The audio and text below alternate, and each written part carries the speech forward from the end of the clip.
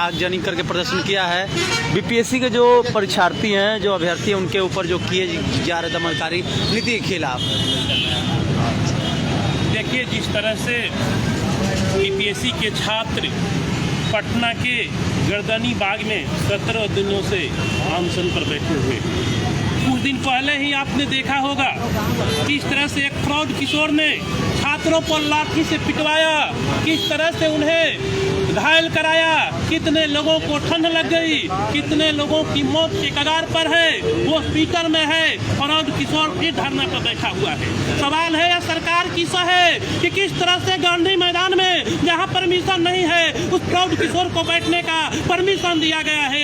यह भी सवाल है, यह भी हमारे जैसे लोगों को सोचने के लिए विवश कर रहा है। जब हमारे जैसे लोग जब परमिशन के बाद भी आते हैं तो 12 घंटा, 8 घंटा, 4 घंटा में गिरफ्तारी हो जाती है। यह फ्रॉड किशोर किस तरह से बैठा हुआ है, यह सरकार की है। इसलिए फ्रॉड किशोर को पहले गिरफ्तार किया जाए। किस तरह से हजारों छात्रों पर FIR करा दिया, कितने की सपने को बलि जगा दिया, काला घोट दिया।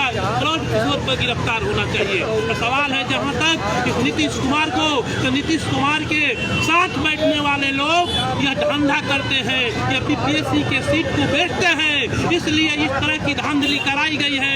धांधली के सबूत होने के बाद भी इस तरह परीक्षा नहीं समाप्त की जा रही है। कहाँ कमी है? बार बार ये हो जा रहा, बिहार में हर एक परीक्षा में कुछ ना कुछ हो ही जाता है। कभी पेपर लीक हो जाता है, कभी ये हो जाता है, कभी वो हो जाता है। ऐसा होता क्यों?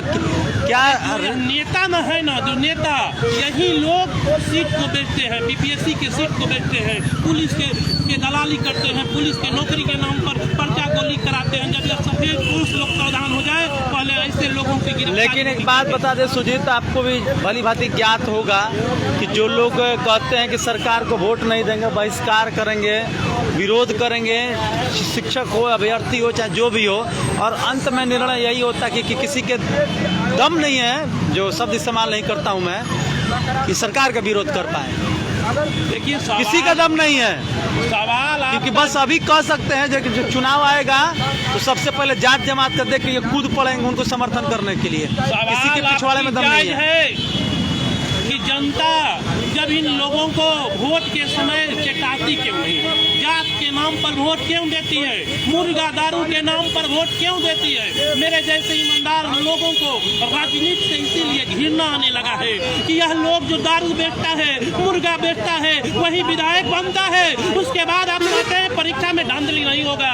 जिसको जानता नहीं है कि बीपीएससी क्या होता है, बीपीएससी आयोग क्या होता है, या जो भोजपुर जिला में विधायक है कितने जानता है कि आयोग क्या होता है, वो नहीं जानता है। वो सब जलसाज है, दारू बेचता है, बारू बेचता है, बलात्कार करता है, हत्या करता है, वही लोग विधायक बनते हैं। उन्हीं विधायक पर हमारे नौजवानों के भविष्य टिका हुआ है। मैं तो हर रोज कहता हूँ कि इन लोग बलात्कारियों को तुम वोट नहीं दो, लेकिन जनता क्यों देती है? हमारे जैसे लोग भी सोचने के लिए विवश हैं। तो क्या लगता है कि ऐसे ये छात्र पिटते रहेंगे, ऐसे छात्रों के साथ बर्बरता पूर्वक व्यवहार करते रहेगा, पूरा सिस्टम ही लगा हुआ है क्या इसमें? देखिए, हम लोग लगे हुए हैं कि जनता आज नहीं तो कल समझेगी, इस बहुरूपिये को पहचानेगी।